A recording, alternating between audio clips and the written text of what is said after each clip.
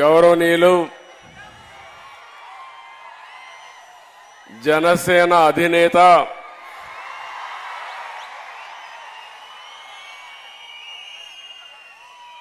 ప్రజలకు మేలు చేయాలనే ఆకాంక్షతో ఎల్లప్పుడూ పరితపించే వ్యక్తి పవర్ స్టార్ పవన్ కళ్యాణ్ గారు.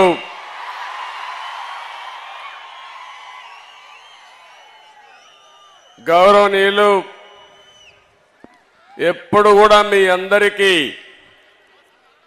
అభిమాన నాయకుడే కాకుండా ఒక్క రాజకీయాల్లోనే కాకుండా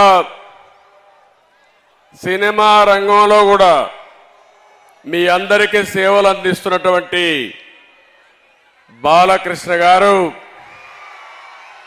ఎప్పుడూ మీరందరూ కూడా అభిమానంగా బాలయ్య బాలయ్య అని పిలుస్తూ ఉంటారు. అలాంటి బాలకృష్ణ గారు తెలుగుదేశం పార్టీ జాతీయ ప్రధాన కార్యదర్శి గౌరవనీయులు లోకేష్ గారు, జనసేన పిఏసి అధ్యక్షులు గౌరవనీయులు మనోహర్ గారు, ఆంధ్రప్రదేశ్ రాష్ట్ర తెలుగుదేశం పార్టీ అధ్యక్షులు గౌరవనీయులు అచ్చెన్నాయుడు గారు, వేదిక పైన అటు తెలుగుదేశం ఇటు జనసేన అధినాయకత్వం అక్కడుండే నాయకులందరికీ, ఒక పక్క తెలుగుదేశం పార్టీ వీర సైనికులకి, ఇంకో పక్క జనసేన జన సైనికులకి పేరు పేరున ఈరోజు విశాఖపట్నం వచ్చినప్పుడు చాలా సార్లు విశాఖపట్నంకు వచ్చారు. కానీ నా జీవితంలో ఇంత అపూర్వ స్వాగతం నా జీవితంలో చూడలేదు. ఆ విధంగా స్వాగతం పలికారు. ఒక పక్క సముద్రం ఘోషిస్తా ఉంటే ఇంకో పక్క జన సముద్రం ఇక్కడ ఘోషించే పరిస్థితి వచ్చింది. అలాంటి విశాఖపట్నమే కాకుండా ఉత్తరాంధ్రనే కాకుండా రాష్ట్రం నలుమూలల నుంచి వచ్చారు. యువగళం ఒక పక్క, ఇంకో పక్క ఎన్నికల యుద్ధ బేరీకి మోగించడానికి వచ్చినటువంటి సైనికులందరికీ పేరు పేరున మనస్ఫూర్తిగా నమస్కారాలు. అదే మాదిరిగా మీడియా ప్రతినిధులు కూడా నమస్కారాలు. ప్రత్యేకంగా యువగళం వాలంటీర్స్ కి మనస్ఫూర్తిగా నా అభినందనలు. ఈరోజు ఇంతమంది పేరు నాయకులందరూ మాట్లాడారు. నేనేం మాట్లాడాలో అన్ని విషయాలు కవర్ అయినాయి. ఒక పక్క మనసు విప్పి జనసేన అధినేత పవన్ కళ్యాణ్ గారు చాలా స్పష్టంగా చెప్పారు. గతంలో ఏ విధంగా రాష్ట్రం కోసం సహకరించింది, ఈరోజు మళ్ళీ ఏమి ఆకాంక్షించి తెలుగుదేశం జనసేన పొత్తు పెట్టుకుంటుందో చాలా స్పష్టంగా వారు చెప్పడం జరిగింది. ఇంకో పక్క లోకేష్ కూడా 226 రోజులు రాష్ట్రం మొత్తం తిరిగి ప్రజల సమస్యలను అర్థం చేసుకుని అధ్యయనం చేసి చాలా క్లుప్తంగా వారి అనుభవాలు కూడా చెప్పారు. మీరు ఒక విషయం మీరు గుర్తుపెట్టుకోవాలి. భారతదేశంలో పాదయాత్ర చేయడం ఎప్పుడు కొత్త కాదు. నేను పాదయాత్ర చేశాను, బస్సు యాత్ర చేశాను. ప్రజా చైతన్యాన్ని తేవడానికి మొట్టమొదటిసారిగా నందమూరి తారక రామారావు గారు చైతన్య యాత్ర చేశారు. అక్కడి నుంచి ఎన్నో యాత్రలు వచ్చాయి. 45 ఏళ్లు సుదీర్ఘ రాజకీయ జీవితంలో చూశాను. ఎప్పుడు పాదయాత్ర పైన దండయాత్ర చేసే సందర్భం ఎప్పుడూ లేదు. అది మొట్టమొదటిసారిగా ఈ సైకో జగన్మోహన్ రెడ్డి పరిపాలనలో చూశాను. ఎవరైనా పాదయాత్ర చేసి ఒక సమస్య పైన పాదయాత్ర చేసినప్పుడు ఒక పవిత్రమైన భావంతో చేసినప్పుడు చేతనైతే సహకరించాలి, చేత కాకపోతే ఇంట్లో పడుకోవాలి. కానీ పోలీసులు అడ్డం పెట్టుకుని ఎన్ని ఇబ్బందులు పెట్టారో కడాన నా ఎవరైతే యువగళం వాలంటీర్లు జైలుకు పోయి వచ్చారంటే, అటెంప్ట్ మర్డర్ కేసు పెట్టారంటే తమ్ముళ్ళు భయపడద్దండి. మీ కష్టాలు నేను చూసా, తప్పకుండా వడ్డీతో సహా తిరిగి అప్పజెప్పే బాధ్యత తెలుగుదేశం పార్టీ తీసుకుంటుందని చెప్పి కూడా నేను మీకు తెలియజేస్తున్నా. యువగళం జనగణంగా మారి ప్రజా గర్జనకు నాంది పలికింది. నేను ఈరోజు మనస్ఫూర్తిగా ప్రజలందరినీ అభినందిస్తున్నాను. మీలో ఉండే ఆవేదన, బాధ, ఆక్రోశం, ఆగ్రహం ఇవన్నీ కూడా యువగణంలో చూపించారు. రోజు రోజుకి ఉద్యమంగా ముందుకెళ్ళింది. ఈ కార్యక్రమంలో సహకరించినటువంటి తెలుగుదేశం పార్టీ, జనసేన కార్యకర్తల్ని మనస్ఫూర్తిగా అభినందిస్తున్నా. అదే సమయంలో ఈ కార్యక్రమాన్ని పూర్తిగా జయప్రదం చేసినటువంటి ప్రజలందరినీ మనస్ఫూర్తిగా ధన్యవాదాలు తెలియజేసుకుంటున్నాను. ఈరోజు యువత బంగారు భవిష్యత్తు ఉండవలసిన యువత ఈరోజు ఆంధ్రప్రదేశ్లో మనం చూస్తున్నాం. ఈ ముఖ్యమంత్రి చెప్పిన పని ఒక్క పని చేశారా తమ్ముళ్ళు అని మిమ్మల్ని అడుగుతున్నా. జాబ్ క్యాలెండర్ ప్రతి సంవత్సరం పెడతా అన్నాడా లేదా? జనవరిలో పెడతా అన్నాడా లేదా? 5 జనవరిలో అయిపోయినాయా లేదా? పెట్టాడా అని మిమ్మల్ని అడుగుతున్నా. ఒక్క ఉద్యోగం ఇవ్వలేదు. ఉండే పరిశ్రమలు పోయినాయి. మొత్తం యువత జీవితాల్ని నాశనం చేసే పరిస్థితికి వచ్చాడు. ఈరోజు ప్రపంచంలోనే తెలుగు యువత అగ్రస్థానంలో ఉంటే, అదే ఆంధ్రప్రదేశ్లో యువత అధఃపాతాళంలో ఉండే పరిస్థితి వస్తా ఉంది. ఒక్క పరిశ్రమ రాలేదు. వచ్చిన పరిశ్రమలు పారిపోయినాయి. తరిమేసే పరిస్థితి వచ్చింది. ఇది చాలా బాధాకరం. నేను ఒకటే హామీ ఇస్తున్నా, యువతకు తెలుగుదేశం జనసేన అండగా ఉంటాం. ఉపాధి కల్పించే బాధ్యత, మీ భవిష్యత్తుకి భరోసా ఇచ్చే బాధ్యత మేము తీసుకుంటామని మరొక్కసారి హామీ ఇస్తున్నా. ఇంకో పక్క లోకేష్ను కూడా మనస్ఫూర్తిగా అభినందిస్తున్నా. ఒక పార్టీ అధ్యక్షుడిగా ఏదైనా ఒక సంకల్పం ఉంటే చిత్తశుద్ధితో పనిచేస్తే ప్రజలు ఆదరిస్తారు. అలాంటి కార్యక్రమానికి శ్రీకారం చుట్టాడు. ఒక పార్టీ అధ్యక్షుడిగా మనస్ఫూర్తిగా ఆయన చేసిన కృషికి అభినందిస్తున్నానని చెప్పి కూడా నేను మీకు తెలియజేసుకుంటున్నా. ఈరోజు పవన్ కళ్యాణ్ గారు చెప్పిన విషయాలు కానీ, ఇంకో పక్క బాలకృష్ణ గారు, లోకేష్ గారు మాట్లాడిన విషయాలు, అచ్చెన్నాయుడు గారు మాట్లాడిన విషయాలు నేను పూర్తిగా ఎండార్స్ చేస్తున్నాను. సుదీర్ఘ రాజకీయ చరిత్రలో ఎంతో మంది ముఖ్యమంత్రులు చూశాను. వారి యొక్క రాష్ట్రం కోసం వారు చేసిన పనులు చూశాను. కొంతమంది చేత కాకుండా పోతే వారిని విమర్శించే సందర్భాలు కూడా ఉన్నాయి.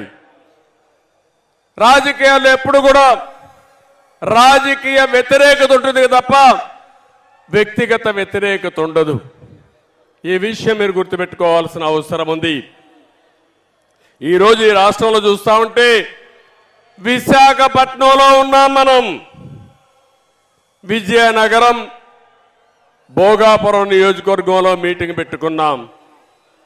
ఇక్కడే విమానాశ్రయానికి నేను ఆ రోజు నాంది పలికాను. ల్యాండ్ అక్విజిషన్ కూడా చేశాను. అదే తెలుగుదేశం పార్టీ అధికారంలో ఉండుంటే 2020కే విమానాశ్రయం వచ్చేది. ఇప్పటికి కూడా రాలా.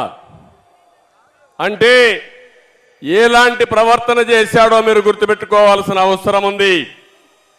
ఉత్తరాంధ్ర మొత్తం ఈ 5 సంవత్సరాల్లో వైసీపీ కబ్జాలో నలిగిపోయే పరిస్థితి. నేను అన్ని విషయాలు ఇక్కడ మాట్లాడలేం కానీ ఈరోజు రాష్ట్రంలో ఉండే ప్రతి ఒక్కరికి విజ్ఞప్తి చేస్తున్నా, 5 కోట్ల ప్రజలకు విజ్ఞప్తి చేస్తున్నాను. మీరు ఆలోచించవలసిన అవసరం ఉంది. ఇది జనసేన తెలుగుదేశం పార్టీల కోసం కాదు, లేకపోతే నా కోసం పవన్ కళ్యాణ్ కోసం కాదు. 5 కోట్ల ప్రజల భవిష్యత్తు కోసం, భావి తరాల భవిష్యత్తు కోసం ప్రతి ఒక్కరూ ఆలోచించాల్సిందిగా నేను కోరుతున్నా. ఈ విశాఖపట్నంలో మీరు చూస్తే ఎయిర్పోర్ట్ పూర్తిగా నిర్వీర్యమైపోయి మళ్ళీ నేను వేసిన ఫౌండేషన్ రెండోసారి ఫౌండేషన్ వేసి ఏదో గొప్పగా చేసేవారి విధంగా పోయే పరిస్థితికి వచ్చారు. మెట్రో పోయింది. ఇంకో పక్కన విశాఖపట్నంలో వచ్చిన కంపెనీలన్నీ పోయే పరిస్థితికి వచ్చాయి. ఎప్పుడో సమైక్య ఆంధ్రప్రదేశ్లో హెచ్ఎస్బిసి ఐటీ కంపెనీ తీసుకొస్తే అది కూడా పారిపోయే పరిస్థితికి వచ్చింది. ఉత్తరాంధ్ర ఇరిగేషన్ ప్రాజెక్టులన్నీ ఆగిపోయినాయి. నేను అడుగుతున్నా ఈ ముఖ్యమంత్రిని, ఈ కొండే ప్రజానీకాన్ని, ఈరోజు మీరందరూ ఒకసారి చూస్తే ఈ ప్రభుత్వం వచ్చిన తర్వాత ఉత్తరాంధ్రలో అభివృద్ధి ఆగిపోయింది. ఎక్కడికక్కడ కబ్జాలు పెరిగిపోయినాయి, సెటిల్మెంట్లు పెరిగిపోయినాయి. మెడ మీద కత్తి పెట్టి ఆస్తులు బలవంతంగా రాసుకున్నారంటే ఎంత బాధాకరమో ఆలోచించండి.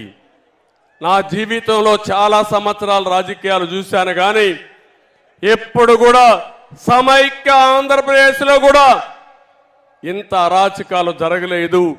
అలాంటి అరాచకాలు ఈ విశాఖపట్నంలో జరిగాయి. ఒకప్పుడు విశాఖపట్నం ఆర్థిక రాజధాని, ఈరోజు ఈ విశాఖపట్నం గంజాయి రాజధానిగా మారిపోయిందంటే ఏమనాలో మనమే ఆలోచించుకోవాల్సిన అవసరం ఉంది.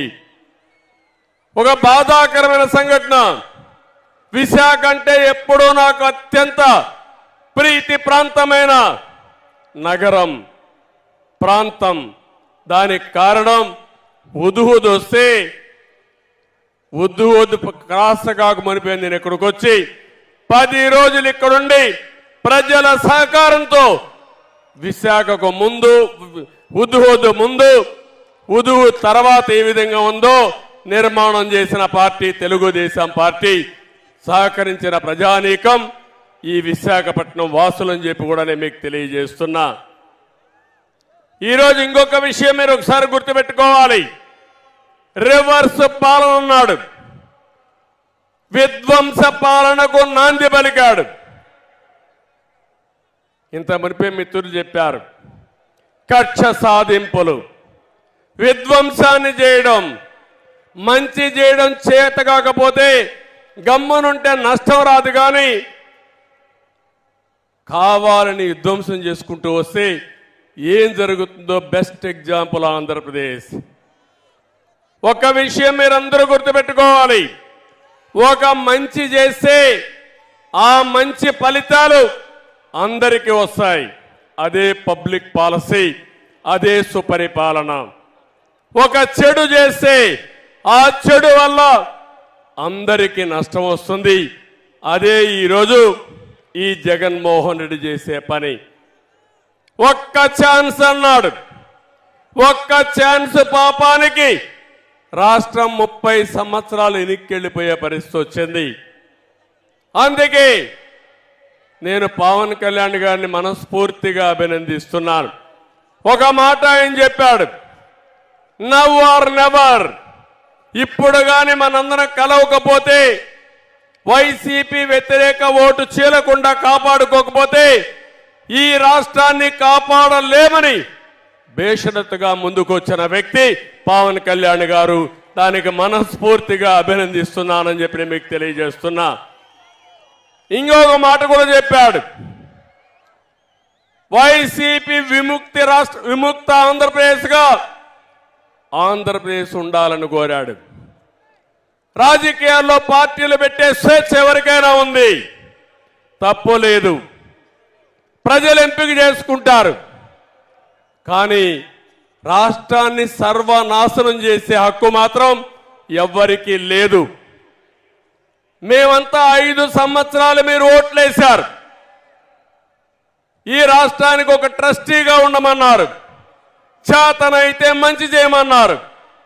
చేత కాకపోతే పరిపాలనని దింపేసేసరికి మీరు సిద్ధంగా ఉన్నారు. కానీ ఈ 5 సంవత్సరాల్లో మీరు ఒక్కసారి చూస్తే 1-2 కాదు, ఆ రోజు హైదరాబాద్ నగరాన్ని నేను అభివృద్ధి చేశాను. తర్వాత వచ్చిన పాలకులు ఇలాంటి కక్ష కట్టి హైదరాబాద్ని విధ్వంసం చేసుంటే ఈరోజు హైదరాబాద్లో ఈ సంపద ఉండేదా అని మిమ్మల్ని అడుగుతున్నా. ఈరోజు అమరావతి, ఇక్కడ విశాఖపట్నంలో అడుగుతున్నాం మిమ్మల్ని అందరినీ. ఈరోజు మన రాజధాని ఏదని మిమ్మల్ని అడుగుతున్నా. ఆ రోజు మీరందరూ ఒకే మాట చెప్పారు, అమరావతి నేను ప్రపోజ్ చేసినప్పుడు అమరావతి ఆంధ్రప్రదేశ్ రాజధానిగా ఉంటుంది, విశాఖపట్నం ఆర్థిక రాజధానిగా ఐటీ హబ్గా ఉంటుందని మీరే సహకరించారు. అవునా కాదా అని మిమ్మల్ని అడుగుతున్నా. ఇప్పుడు చెప్పండి, 3 ముక్కలు ఆటాడాడు ఈ ముఖ్యమంత్రి. అమరావతిని సర్వనాశనం చేశాడు ముఖ్యమంత్రి. ఈరోజు ఇక్కడికి వచ్చి నేను వారం 10 రోజులు విశాఖపట్నంలో బస్సులో ఉండి ఉదువు తుఫాను వల్ల నష్టపోతే మళ్ళీ పూర్తిగా కోలుకున్న తర్వాత ఇక్కడి నుంచి వెళ్ళాను. ఈయన రాక మునిపే రిషికొండ మొత్తం నాశనం చేసి రిషికొండ బోడిగొండగా తయారు చేసి ఒక ముఖ్యమంత్రి విలాసం కోసం 500 కోట్ల రూపాయలు ఖర్చు పెట్టి హక్కు ఎవడిచ్చాడని మిమ్మల్ని అడుగుతున్నా. బాధ అనిపించదా అని అడుగుతున్నా. ఒకసారి ఆవేదన గుండెలు పిండేసినట్టుంటుంది ఇవన్నీ తలుచుకుంటే. ఏంటి అరాచకం? ఎక్కడికి తీసుకుపోతున్నారు ఇవన్నీ? అమరావతి పూర్తిగా నిర్వీర్యం అయిపోయింది, విధ్వంసం అయిపోయింది. ఇంకో పక్క పోలవరం రాష్ట్రానికే వరం. ఏం తమ్ముళ్ళు, ఆ రోజు తెలుగుదేశం పార్టీ ఉండుంటే 2020కి పోలవరం పూర్తి చేసి జాతికి అంకితం చేసి ఈరోజు కరువు అనే మాట లేకుండా చేసేవాళ్ళం. అది పోయింది. ఇంకో పక్క విద్య, వైద్యం, ఆరోగ్యం అన్ని కూడా మీరు చూస్తే వ్యవస్థలన్నీ భ్రష్టు పట్టాయి. ఇప్పుడే పవన్ కళ్యాణ్ గారు ఒక లిస్ట్ అంతా కూడా చెప్పారు. మేము మేనిఫెస్టోలో ఏమేం చేయబోతామో స్పష్టంగా ఆలోచించి తొందరలోనే ఉమ్మడి మేనిఫెస్టో తయారు చేస్తామని వారు చెప్పారు. రోడ్ల వ్యవస్థ పూర్తిగా భ్రష్టు పట్టింది. నేను ఒక్క సెక్టర్ చెప్పడం లేదు, రాష్ట్రంలో ప్రతి ఒక్క సెక్టర్ కూడా పూర్తిగా దెబ్బతిన్నాయి. ఎక్కడికక్కడ విధ్వంసం పాలయ్యే పరిస్థితి వచ్చింది. కడాన మీరు ఒకసారి చూస్తే ఇసుక, లిక్కర్ కానీ అన్ని విషయాల్లో కూడా స్వార్థం కోసం రాష్ట్రాన్ని భ్రష్టు పట్టించి మొత్తం దెబ్బతినే పరిస్థితికి వచ్చాం. వైఎస్ఆర్ కాంగ్రెస్ పార్టీ అబద్ధాల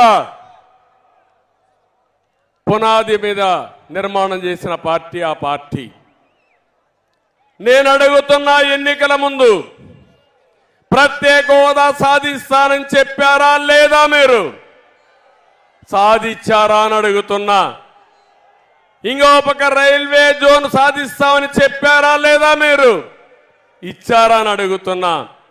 మద్యపాన నిషేధం పెడితేనే, పెట్టిన తర్వాతనే నేను ఓటు అడుగుతానని మద్యపానం పైన వచ్చే ఆదాయాన్ని తాకట్టు పెట్టి అప్పులు చేసే పరిస్థితికి వచ్చారు.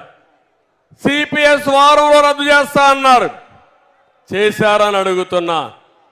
ఒకటి రెండు కాదు, బాబాయ్ హత్య జరిగితే ఆ హత్య వేరే వాళ్ళపైన వేసి హైకోర్టు స్టే తెచ్చుకొని సిబిఐ కావాలని అడిగిన మీరు ఈరోజు సమాధానం చెప్పే పరిస్థితిలో ఉన్నారని అడుగుతున్నా. ఇవే కాకుండా బాధుడే బాధుడు, అన్నీ పెరిగిపోయినాయి. ఆ రోజు అన్ని విషయాల్లో ఏం చెప్పారో ఈరోజు ఏం చేశారో మనమే చూస్తున్నాం. నేను ఒకే ఒక విషయం చెప్తున్నా, ఈ రాష్ట్రంలో ప్రతి ఒక్కరూ ఇబ్బందుల పాలైపోయారు, ప్రతి ఒక్కరూ నష్టపోయారు.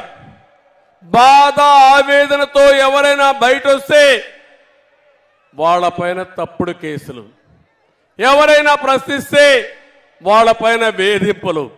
ఇక్కడ వేదిక మీద ఉన్నారు, చాలా మంది ఉన్నారు, కేసులు లేని వాళ్ళు ఎవ్వరూ లేరు. మొన్నటి వరకు పవన్ కళ్యాణ్ పైన కేసులు లేవు, కానీ రాజకీయాల్లోకి వచ్చాడు కాబట్టి ఆయన పైన కూడా కేసులు పెట్టే పరిస్థితికి వచ్చేశారు. కనీసం నా జీవితంలో నా పైన ఎప్పుడు కేసులు లేవు, కానీ ఈరోజు కేసుల గురించి నేను మాట్లాడను. అవన్నీ కోర్టులో ఉన్నాయి కాబట్టి నేను మాట్లాడకూడదు, కాబట్టి నేను కేసులు కూడా మాట్లాడడం లేదు. ఇలాంటి పరిస్థితి చూస్తా ఉంటే ఈ రాష్ట్రంలో ప్రజాస్వామ్యంలో మనం ఉన్నామా అని నాకు అనుమానం వస్తుంది.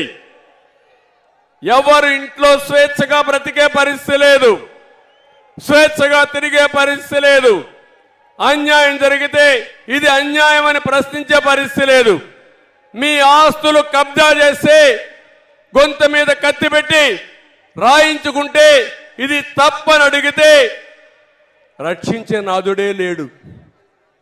ఇప్పుడు కూడా నేను చూస్తున్న పోలీసులు వాళ్ళు కావాలని చేయడం లేదు, వాళ్ళ మెడ మీద కత్తి పెట్టి చేయకపోతే మిమ్మల్ని ట్రాన్స్ఫర్ చేస్తాం, విఆర్ఎస్ లో పెడతాం, ఏసీబీలో పంపిస్తామంటే భయపడిపోయి తప్పుడు కేసులు పెట్టి ఈరోజు అందరినీ వేధించే పరిస్థితికి వచ్చారు.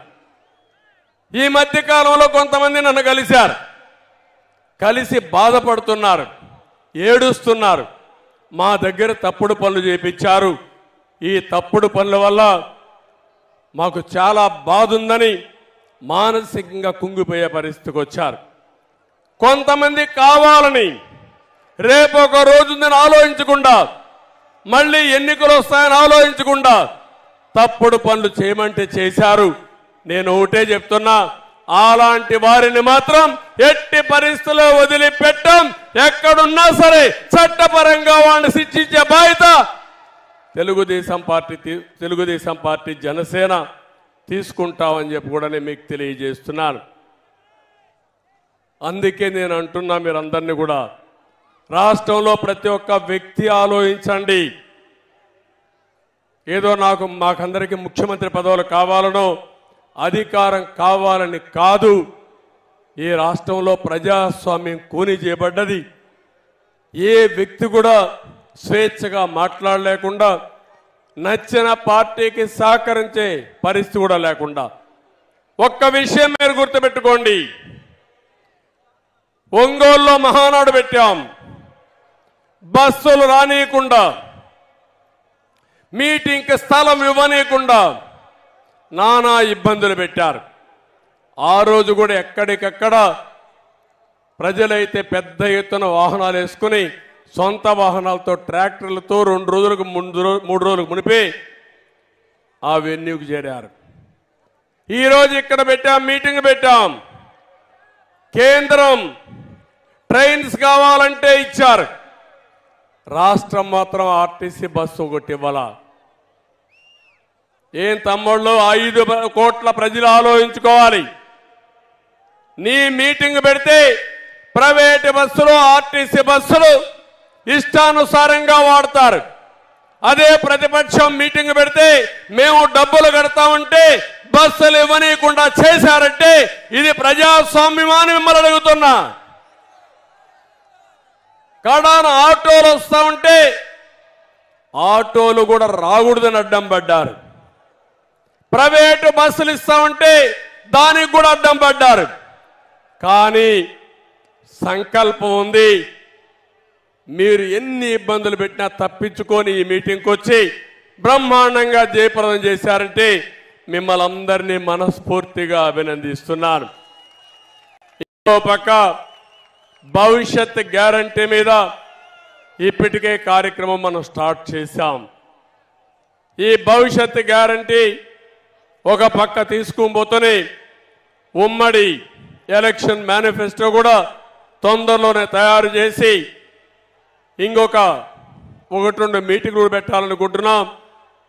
నేను పవన్ కళ్యాణ్ గారు అందరు నాయకులు కలిసి ఒకటి అమరావతిలో ఒకటి తిరుపతిలో పెట్టి ఆ 2 మీటింగులు ఒక మీటింగ్లో ఉమ్మడి ఎలక్షన్ మేనిఫెస్టో కూడా అనౌన్స్ చేస్తామని చెప్పి కూడా నేను మీకు తెలియజేస్తున్నా.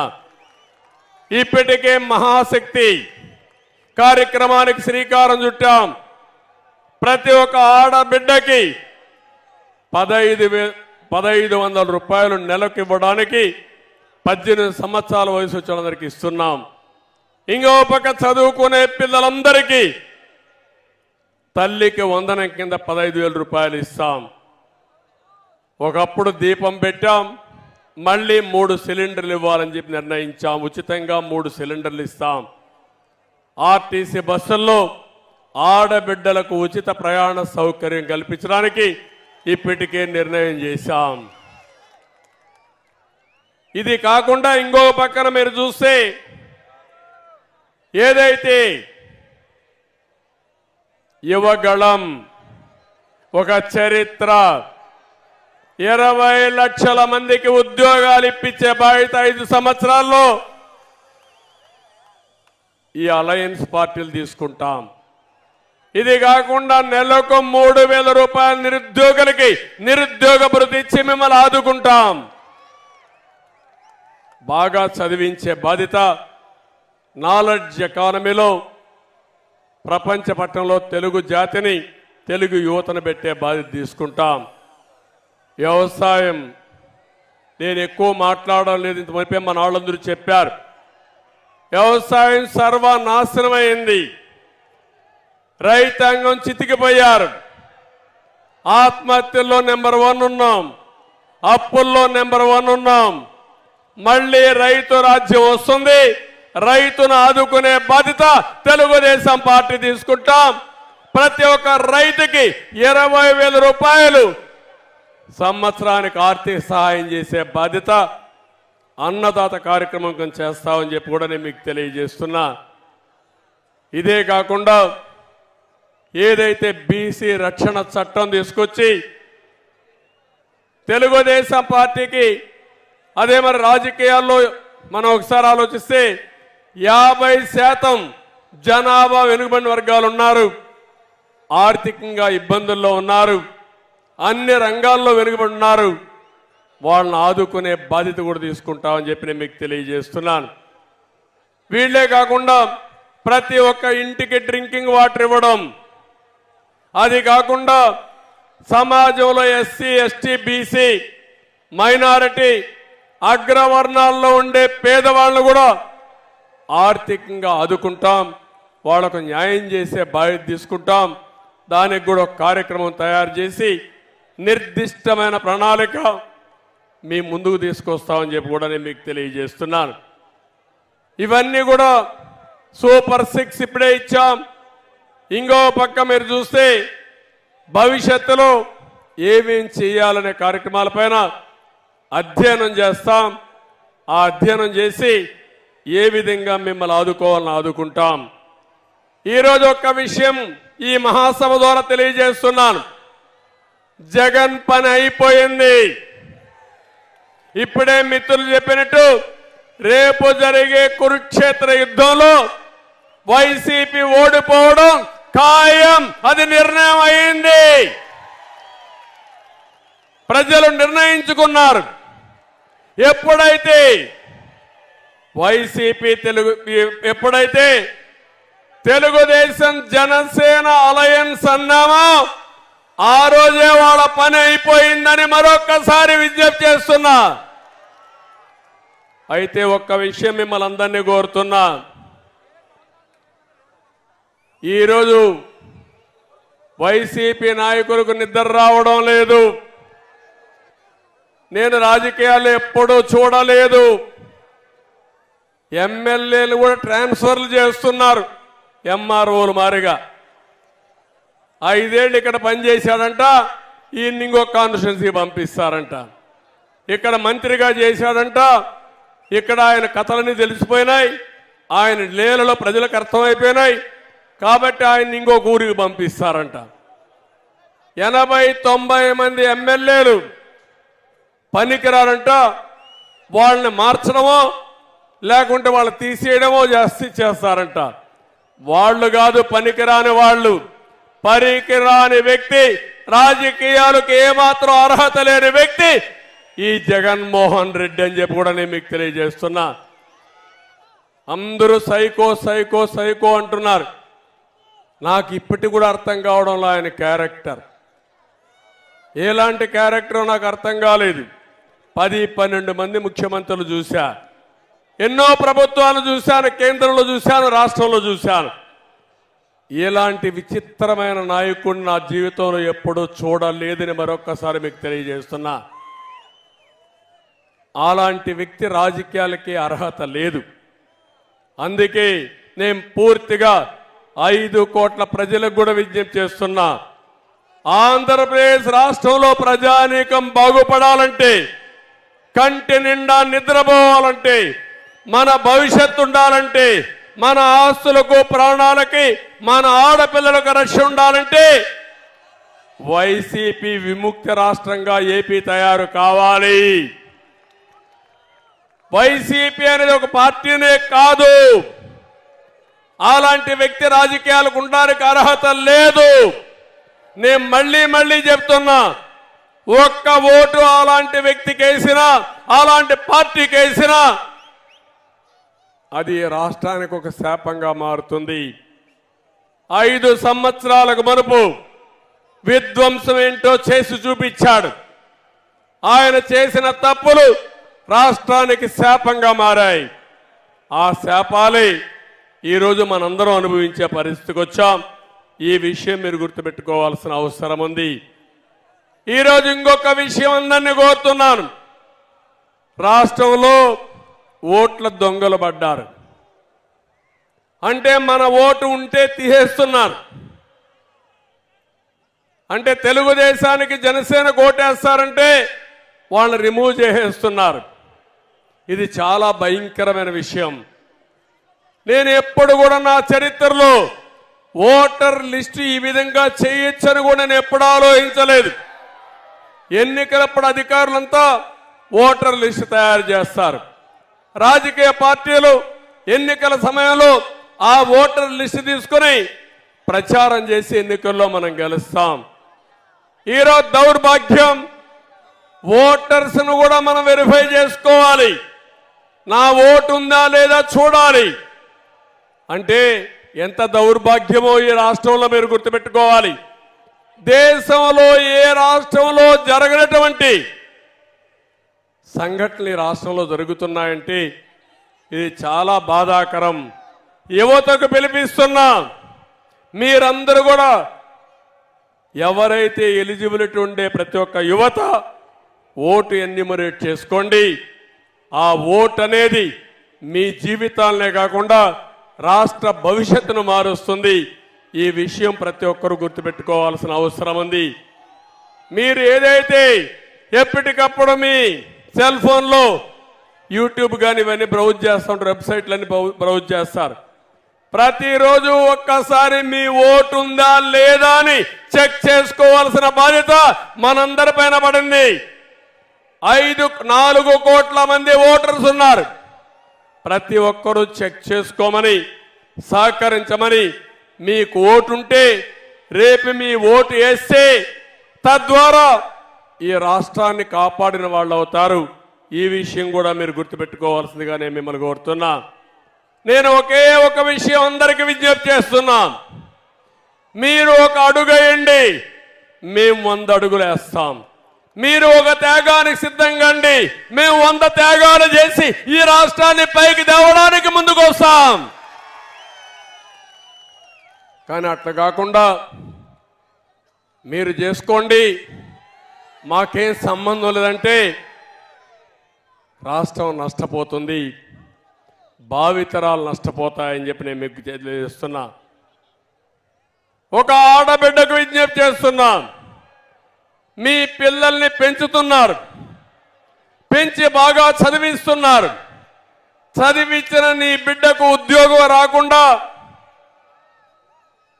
కడాన నీ కూలిపైన జీవనోపాధి కోసం ఆధారపడుతున్నానంటే బాధ ఇదా తల్లి అని మిమ్మల్ని అడుగుతున్నా. ఇంకో పక్క నీకు ఒక అమ్మాయి ఉంది, బయట వెళితే తిరిగి సురక్షితంగా వస్తుందని నమ్మకం లేని పరిస్థితి రాష్ట్రంలో ఉంది. ఇంకో పక్క చాలని ఆదాయంతో పెరిగిపోయిన నిత్యావసర వస్తువులు కానీ, ఇంకొక పక్క ఎక్కడికక్కడ ట్యాక్సుల ద్వారా చితికిపోయే పరిస్థితికి వచ్చారు. కరెంటు ఛార్జీలు అన్నీ పెరిగిపోయి. అందుకే ప్రతి ఒక్కరు ఆలోచించండి, 5 ఏళ్లకు మీ జీవన ప్రమాణాలేంటి? ఈరోజు మీ ఆదాయం పెరిగిందా? మీ ఖర్చులు తగ్గాయా? పొదుపు ఏమన్నా ఉందా? లేకపోతే మీ కష్టాలు పెరిగాయని ఆలోచించి నిర్ణయం చేయాల్సిన పని మీ అందరిపైన ఉంది. ఒక యువతను కోరుతున్నా. నేను నిన్న మొన్న చూశాను, ఎక్కడ పోయినా యువత 18 సంవత్సరాల నుంచి 30 సంవత్సరాలు ఉండే యువత ఎక్కడ చూసినా ముందుకు వస్తున్నారు. నేను ఒకటే మిమ్మల్ని కోరేది, మీది బంగారు భవిష్యత్తు. మళ్ళీ ఉద్యోగం కావాలంటే, మీ భవిష్యత్తు బాగుండాలంటే మీరు ఒక అడుగు ముందుకెయ్యండి. మీరు ఇంకా యువగళం బ్రహ్మాండంగా చేశారు. యువగళమే కాదు, కాలేజీల్లో ఉండే యువత, గ్రామాల్లో ఉండే యువత రోజుకు 1 గంట సమాజం కోసం ఆలోచించండి. రేపు ఎన్నికలు 100 రోజులు మీరు ఆలోచించండి. ఆ 100 రోజులు అయిన తర్వాత మీ భవిష్యత్తు ఉజ్వల భవిష్యత్తు చేసే బాధ్యత తెలుగుదేశం జనసేన అలయన్స్ తీసుకుంటామని చెప్పి నేను మీకు తెలియజేస్తున్నా. రైతులు కోరుతున్నాం. ఒక పక్క అక్వా రైతాంగం, పామాయిల్ రైతాంగం, హార్టికల్చర్ రైతాంగం, వరి పండించే రైతాంగం ఏమయ్యారో చూడండి. నీరు ఇవ్వలేరు, ఇన్పుట్ సబ్సిడీ ఇవ్వలేరు. కడాన మురికి కాలువలు తేలాక నిన్నొచ్చిన తుఫానుకి మొత్తం పంటలన్నీ ముంపు గురైపోయి ఎప్పుడూ జరగని నష్టం ఈరోజు మీకు జరిగే పరిస్థితి వచ్చింది. మీరు కూడా ఆలోచించమని కోరుతున్నా. ఉద్యోగస్తులు ఉన్నారు. ఒకప్పుడు ఉద్యోగస్తులకు మేము భయపడేవాళ్ళం. ఉద్యోగ సంఘాలు చాలా పవర్ఫుల్గా చేసేటివి. ఈరోజు ఒక్క ఉద్యోగ సంఘం కూడా పనిచేయలేని పరిస్థితి. మాట్లాడితే ఏసీబీ కేసులు, లేకపోతే ఏదో తప్పుడు కేసు పెట్టి లోపల పడేస్తామంటే వాళ్ళు భయపడిపోయి సరెండర్ అయిపోయిన పరిస్థితి వచ్చింది. ఎవరు కూడా పని చేయలేని పరిస్థితికి వచ్చారు. నిన్న మొన్న అంగన్వాడీకి చెప్పిన హామీలు నెరవేర్చలేదని రోడ్డు ఎక్కితే 9 రోజులుగా పట్టించుకోవడం లేదు. అందుకే ఉద్యోగస్తులకు హామీ ఇస్తున్నా. తెలుగుదేశం పార్టీ పీఆర్సీ ఇచ్చాం, మీ హక్కులు కాపాడాం, ఎవరికి అన్యాయం చేయకుండా చేశాం. ప్రజల మనోభావాల ప్రకారం పనిచేసిన పార్టీ తెలుగుదేశం పార్టీ. మళ్ళీ ఉద్యోగస్తులందరికీ న్యాయం చేసే బాధ్యత. ఇంకో పక్క బిజినెస్ పీపుల్ కూడా వ్యాపారాలు చేయలేకపోతున్నారు. సమాజంలో ప్రతి ఒక్కరిని కోరుతున్నా, మీరు ఆలోచించి ముందుకు రావాల్సిన అవసరం ఉంది. మీరు ఒక అడుగు ముందుకేయండి, మేము 100 అడుగులు మిమ్మల్ని నడిపించే బాధ్యత మేము తీసుకుంటామని మరొక్కసారి సమాజంలో ఉండే ప్రతి ఒక్కరిని కోరుకుంటున్నాను. ఈరోజు జనసేన తెలుగుదేశం పార్టీ పొత్తు ఒక చారిత్రాత్మకం, ఒక హిస్టారికల్. ఇది ఈ రాష్ట్రానికి అవసరం. నాకు ఏమాత్రం అనుమానం లేదు.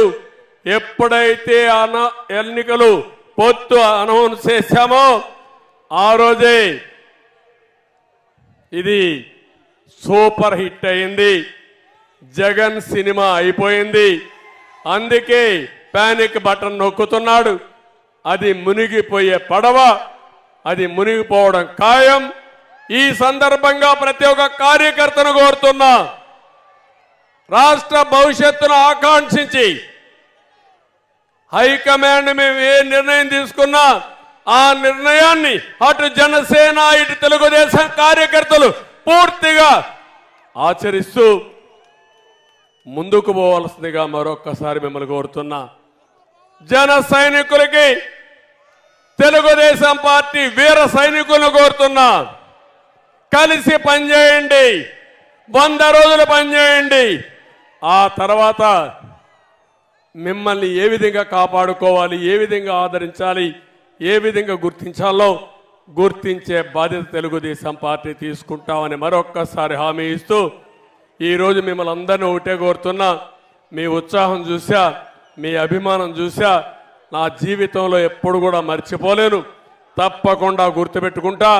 నా 40 సంవత్సరాల అనుభవంతో రాబోయే 5 సంవత్సరాల్లో ఎక్కడా లేని విధంగా అభివృద్ధి చేసి మేము మీ రుణం తీర్చుకుంటామని మరొక్కసారి మీ అందరికీ హామీ ఇస్తూ మీ అందరికీ నమస్కారాలు. జై హింద్. ఈ వీడియో మీకు నచ్చినట్లయితే లైక్ చేయండి, షేర్ చేయండి, ఛానల్ని సబ్స్క్రైబ్ చేసుకోండి.